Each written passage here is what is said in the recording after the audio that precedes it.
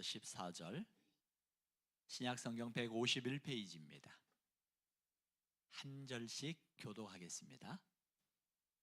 그 후에 예수께서 디베라의 갈릴리 바다 건너편으로 가시매 큰 무리가 따르니 이는 병자들에게 행하시는 표적을 보았음이로라.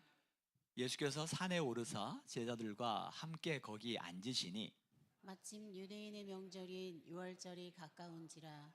예수께서 눈을 들어 큰 무리가 자기에게로 오는 것을 보시고 빌립에게 이르시되 우리가 어디서 떡을 사서 이 사람들을 먹이겠느냐 하시니 이렇게 말씀하심은 친히 어떻게 하실지를 아시고 빌립을 시험하고자 하심이라. 빌립이 대답하되 각 사람으로 조금씩 먹게 할지라도 200데나리온의 떡이 부족하리이다. 제자 중 하나 곧 시몬 베드로의 형제 안드레가 예수께 여짜오되 여기 한 아이가 있어 보리떡 5개와 물고기 2마리를 가지고 있나이다. 그러나 그것이 이 많은 사람에게 어떻게 되겠사옵나이까? 예수께서 이르시되 이 사람들로 앉게 하라 하시니 그곳에 잔디가 많은지라 사람들이 앉으니 수가 5,000명쯤 되더라. 예수께서 떡을 가져 축사하신 후에 앉아 있는 자들에게 나누어 주시고 물고기도 그렇게 그들의 원대로 주시니라. 그들이 배부른 후에 예수께서 제자들에게 이르시되 남은 조각을 거두고 버리는 것이 없게 하라 하시므로 이에 거두니 보리떡 5개로 먹고 남은 조각이 12바구니에 찼더라. 그 사람들이 예수께서 행하신 이 표적을 보고 말하되 이는 참으로 세상에 오실 그 선지자라 하더라. 아멘.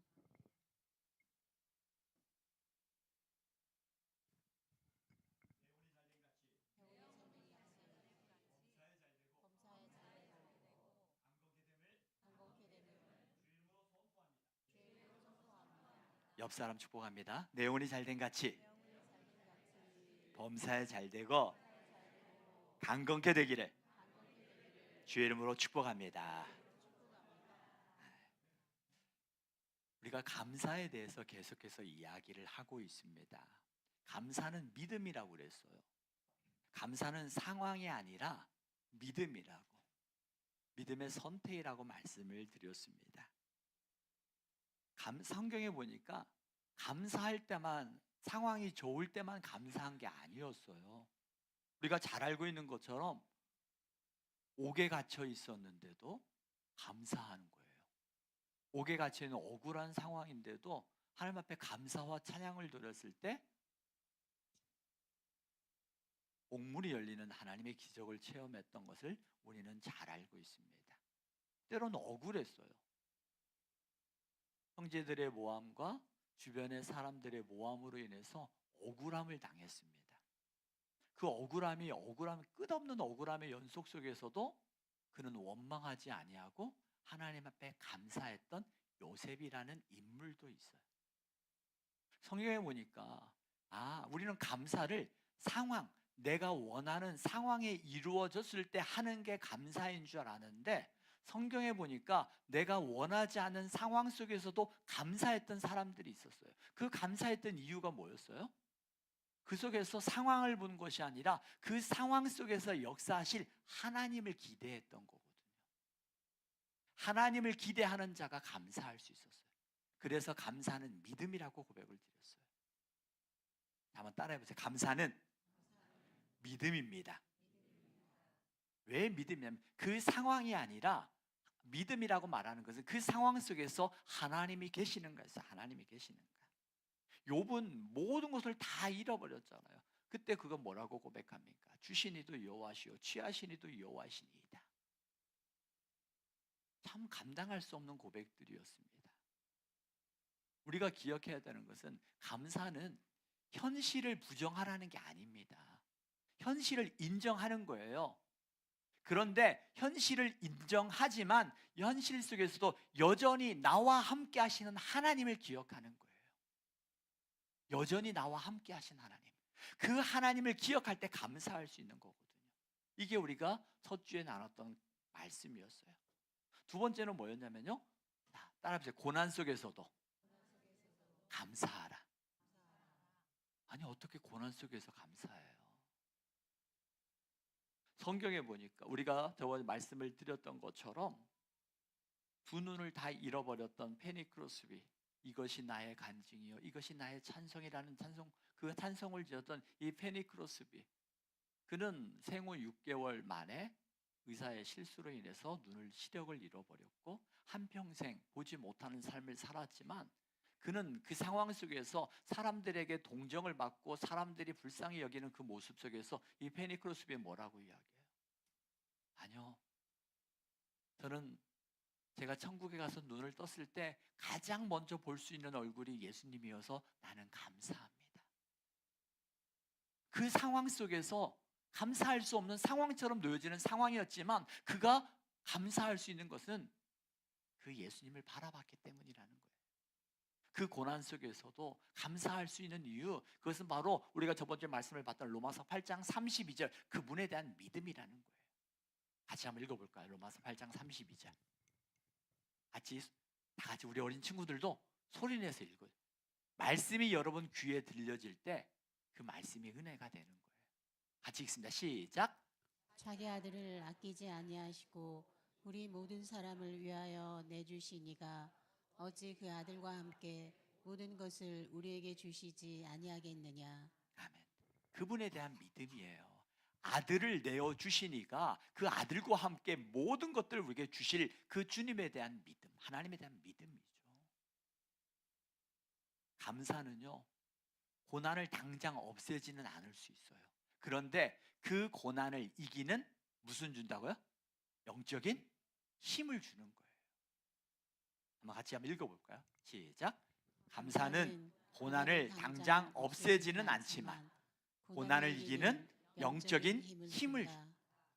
이게 감사의 능력이에요. 여러분들 한번 해보시라는 거예요.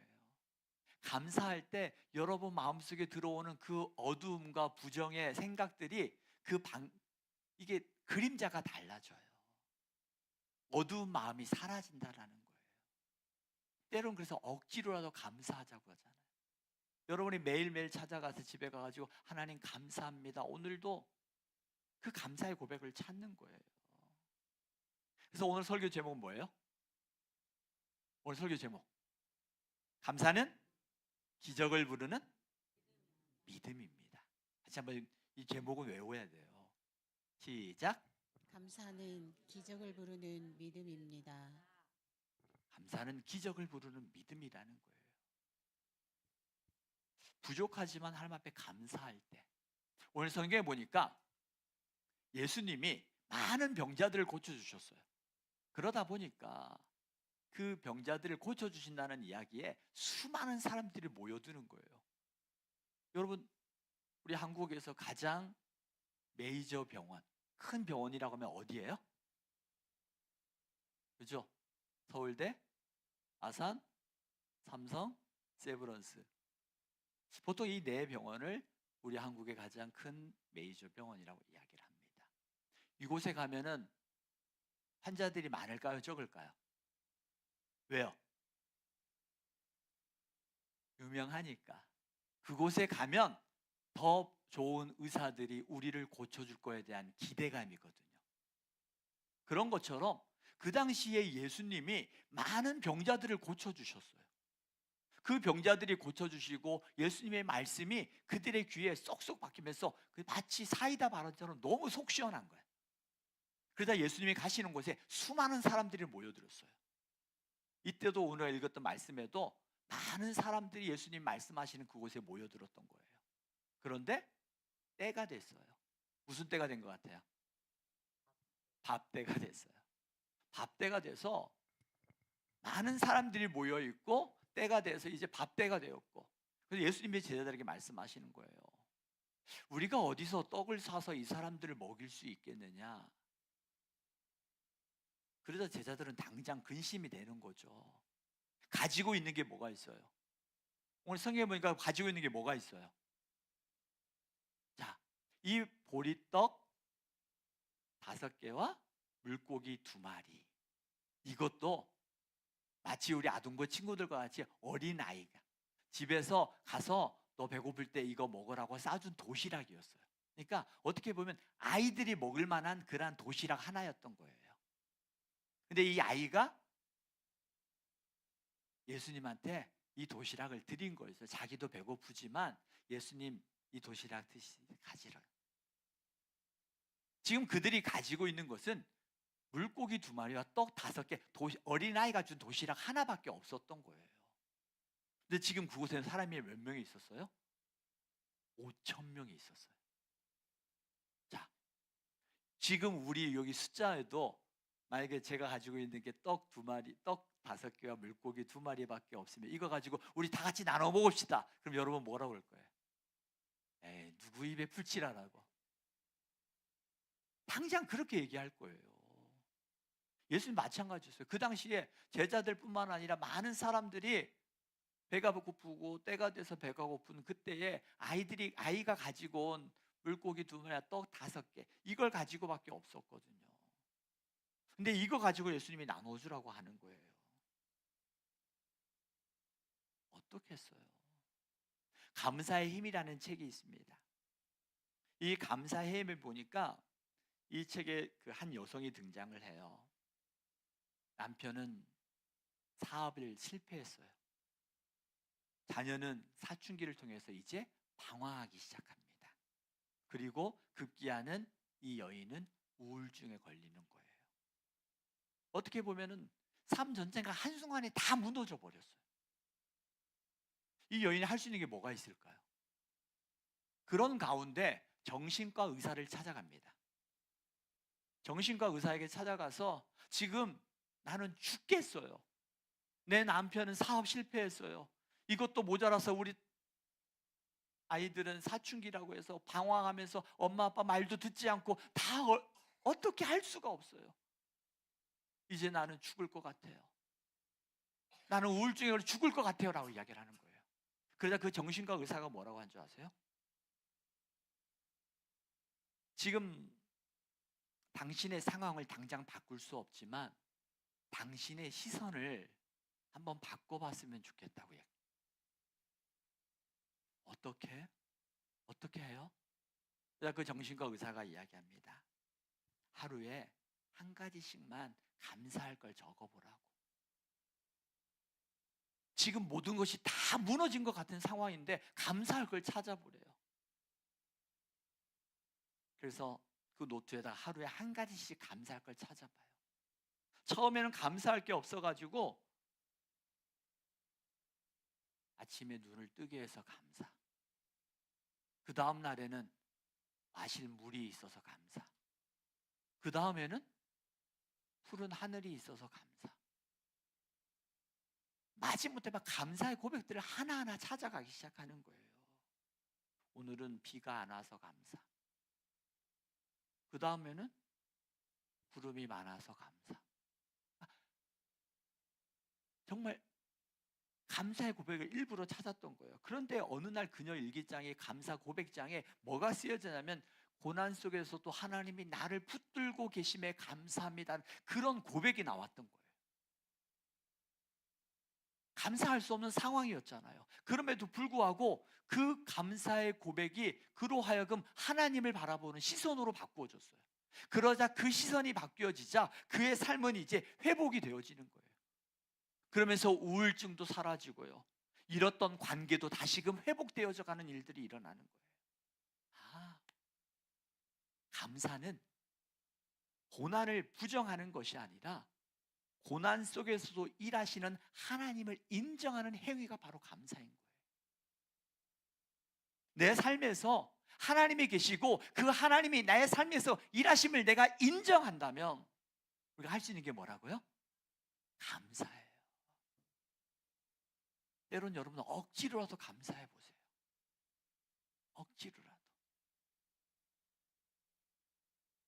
억지로라도 감사해 보세요. 제가 부목사로 있었던 교회 집사님의 아들이 젊어요. 42살인데 갑자기 뇌졸중으로 이 골든타임을 놓쳐가지고 제가 저번 주일에 얘기했던 그 지체죠. 갑자기 이렇게 삼성의료원에서 모든 그 분당 서울대병원에서 있었는데 어떠한 의료 조치를 해도 살아나지 못했어요. 그리고 주일날 밤에 하나님의 부름을 받았어요. 그냥 그 집사님이 얼마나 마음 아파요. 울죠. 눈물, 흐르는 눈물과 가슴 아픈 건 이루 말할 수 없어요. 그런데 그 가운데에서도 그 집사님이 저에게 이런 고백을 하는 거예요. 목사님, 우리 아들이 많이 힘들었나 봐요. 아픔도 없고 눈물도 없는 하나님 나라 갔으니까 감사하다고. 슬픔이 없어지는 건 아닙니다. 막 그랬어요. 집사님, 맞아요. 슬픔이 없어질, 이 눈물 흘릴 때 눈물 흘리고 속상할 때 속상하다고 하나님 앞에 말씀하시라고. 그렇지만 집사님의 고백처럼 그 상황 속에서 하나님 나라에 대한 믿음이 있으니까 슬픔 가운데서, 눈물 가운데서 절망하지 않더라고요. 감사는요, 고난의 현장을 부정하는 것이 아니라 고난 속에서도 하나님의 일하심을 기억하는 거고요. 그 고난의 현장 속에서 우리의 시선을 하나님께로 돌려놓는 거예요. 그게 감사예요. 여러분, 감사는 믿음의 선택이고요. 감사는 훈련이에요. 말씀을 드렸던 것처럼 감사는 우리의 시선을 문제에서, 상황에서 옮겨놓는 거예요. 오늘 성경에 보니까 예수님 앞에 가지고 있는 게 뭐였어요? 떡 5개, 물고기 2마리. 이 물고기 2마리와 떡 5개를 가지고 이 5천 명이 먹을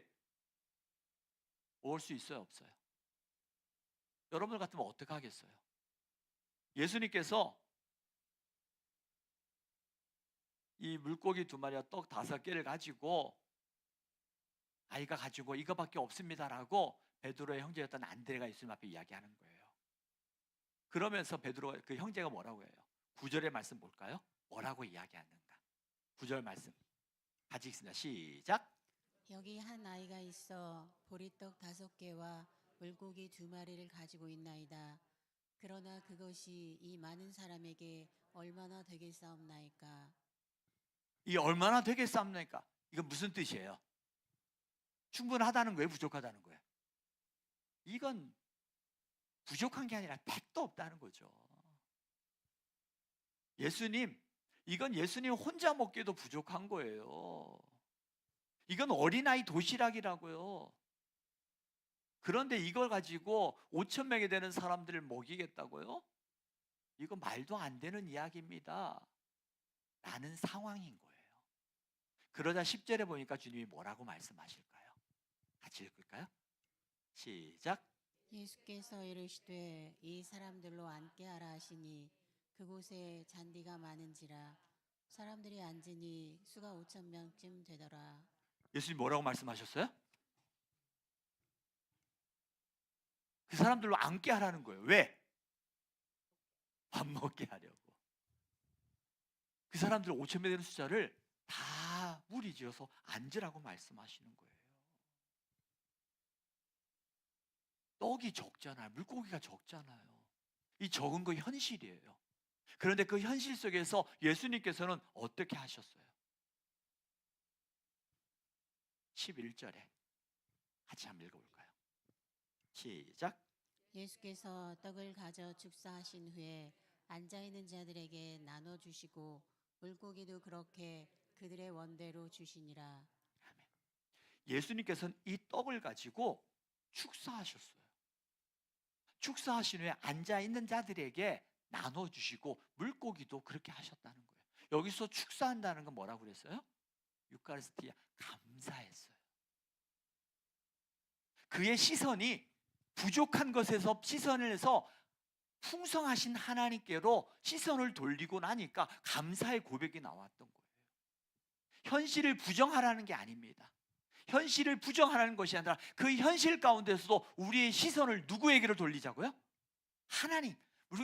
이 하나님이 어떤 하나님이에요? 천지 만물을 창조하신 하나님이잖아요. 그 하나님께 시선을 돌릴 때 그 상황 앞에서 무너지지 아니하고 그 시선을 하나님께로 돌리게 되어지자 그 문제가 하나님의 눈으로 바뀌어졌던 거예요. 성경에 보니까 믿음의 사람들이 이랬던 거예요. 많은 사람들은요, 똑같이 하나님을 믿어도 다 그랬던 게 아니었어요. 우리가 너무나 잘 알고 있는 다윗과 골리앗. 골리앗이 섰을 때 골리앗 앞에 사울 왕을 비롯한 이스라엘의 수많은 장수가 그 앞에 있었어요. 골리앗이 나와가지고 칼과 창을 들고 나와서 이야기합니다. 너희가 믿는 하나님이 어떤 하나님이야? 하나님을 조롱하기 시작합니다. 그 하나님을 조롱하는 이야기를 들었던 사울 왕도, 그리고 수많은 장군들도, 다윗의 형들도 그 이야기를 들었지만 그 앞에 서 있는 골리앗은 어마어마하게 큰 거인이었어요. 큰 장수였다는 거예요. 눈앞에 보여지는 그 장수 앞에 마음이 어땠을까요? 우리 하엘이 앞에 엄청나게 큰 형이 와가지고 하엘이에게 협박하면은 막 겁을 주면 어때요? 어떨 것 같아요? 무섭죠. 흔히 말할 때 제 가슴이 돼서 도망가고 싶어도 도망도 못 가죠. 내 우스갯소리 하나 할까요? 저도 그런 적이 있었어요. 내가 중학교 때 같아요. 중학교 때. 그 오성리에 그 고모가 살았거든요. 그 사촌 동생과 둘이 함께 버스를 타고 송강사에서 내려서 오송리까지 걸어가야 돼요. 밤이었어요. 막차였어요. 그런데 그 송강사에서 어떤 보이지 않는 어둠의 그 청년들이 야 임마 이리 와봐. 그래서 어떻게 했을 것 같아요? 엄청 도망갔어요. 도망가서 어느 딱 골목에 잡혔어요. 얼마나 무서웠겠어요. 근데 그때 뭐라고 했는 줄 아세요? 살려주세요? 딱 우리 얼굴 보더니 내가 찾는 애가 아니네? 그냥 가는 거예요. 미리 무서워가지고. 이게 가지고 있는 우리 본능 연약함이에요. 연약함. 큰 것 앞에서 두려워서 움직이지 못하는 그 연약한 모습. 사울왕도 그랬어요. 다른 장군들도 그 골리앗 앞에서 두려웠던 거예요. 그래서 눈앞에 보여지는 골리앗이 무서워서 앞에 나가질 못했어요. 그래서 어떻게 해요? 자, 사울이 하나님을 알아요, 몰라요? 알아요. 하나님을 알았어요. 다윗의 형들이 하나님을 알았을까요, 몰랐을까요? 알았어요. 하나님을 알고 있었지만 그 시선이 골리앗 앞에 고정되어 있으니까 두려워서 떨어서 말도 못하고 나가지도 못하고 뒤에서 궁시렁궁시렁 저희 하나님 욕한다고 그런 모습인 거예요. 그런데 다윗은 뭐라고 이야기해요? 너는 창과 칼과 단창으로 내게 오거니와 나는 만군의 여호와 이름으로 내가 내게 가노라. 다윗의 시선은 사울보다 훨씬 어렸어요. 다윗의 형들보다 훨씬 어렸잖아요. 그 어떤 장군보다도 어렸던 사울의 갑옷을 입어도 맞지를 않는 거예요. 너무 어려가지고. 그럼에도 불구하고 그의 시선이 하나님께, 골리앗이라는 장수 앞에 시선이 벗어나서 하나님께 시선이 가 있자 그는 그곳에 담대함이 있었고 그 담대한 모습 속에 골리앗 앞에 이야기를 한 거예요. 우리의 시선이 어디에 가 있는가가 중요한 거거든요. 내가 믿는 하나님이 어떤 하나님인가가 더 중요한 거고요. 여러분이 믿고 있는 하나님은 어떤 하나님이십니까? 내가 믿는 하나님은 어떤 하나님이에요? 살아계신 하나님. 에베네셀, 여기까지 우리를 도우시는 하나님이신 줄 믿습니다. 그 하나님에 대한 믿음이 있었던 거예요. 그래서 그의 시선이 옮겨지고 그 옮겨진 시선을 가지고 있던 다윗은 담대함을 가지고 나아갔던 거예요. 이게 믿음이에요. 그 신문에 폐지를 줍는 한 할머니하고 인터뷰했던 내용이 신문에 나왔어요. 그 인터뷰 그 신문의 내용을 보면은 폐지를 주며 생계를 이어가는 70대 할머니 인터뷰합니다. 할머니, 힘든데 어떻게 사세요? 라고 이야기를 하죠. 그래서 그 할머니가 이야기해요. 가난하지만 감사해요. 오늘도 일할 건강을 주셨고 저를 도와주는 따뜻한 손길들이 있으니까요. 그러자 기자가 다시 묻습니다. 그래도 할머니 힘들지 않으세요? 그러자 그 할머니가 이야기하죠. 힘들죠. 당연히 힘들죠. 그런데 원망하면 더 힘들어지고 감사하면 하나님이 제 마음을 지켜주시더라고요. 그 할머니의 고백에 많은 인터넷 댓글들이 뭐라고 나오냐면요. 나도 저렇게 감사하며 살 수 없는데 오히려 할머니의 고백이 나를 위로한다는 고백들이 굉장히 많았어요. 저와 여러분, 한번 고백해 볼까요? 하나님 감사합니다. 여러분, 믿음을 확신을 가지고 한번 했으면 좋겠어요. 하나님 감사합니다. 내가 감사할 수 없는 상황 속에서 우리의 시선을 하나님께 돌려놓았을 때 그 하나님이 우리의 마음을 지켜주시고 뿐만 아니라 그 하나님께서는 감사의 기적을 베푸는 일들을 일어나게 하신다는 거예요. 감사는 환경이 아니라 사람의 마음을 변화시키는 능력이 바로 감사에 있던 거예요. 그래서 감사는요, 하나님께서 기적을 보여주시기 위한 초청장이 감사라고도 말을 합니다. 감사는 믿음의 고백이고 또 고난 속에서도 하나님이 일하시는 통로이며 감사하는 사람은 하나님께 더 큰 일을 맡기는 축복의 사람들이 된다는 거예요. 오늘은 감사는 기적을 만들어낸다고 했어요. 물론 감사가 기적의 조건은 아닙니다. 그러나 감사는 기적을 향한 문을 여는 열쇠라는 거예요. 그게 감사예요. 여러분의 삶에 지금 내 삶에 보리떡 5개와 떡 2마리밖에 없는 상황처럼 놓여져 있는 절박한 상황, 힘들고 어렵고 안 될 것 같고 내 삶은 왜 이렇지라고 그러한 상황 속에 놓여져 있습니까?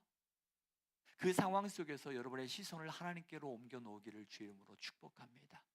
그때 우리의 마음은 달라지기 시작하고요. 그때 우리의 삶은 하나님이 일하시기 시작한다라는 거예요.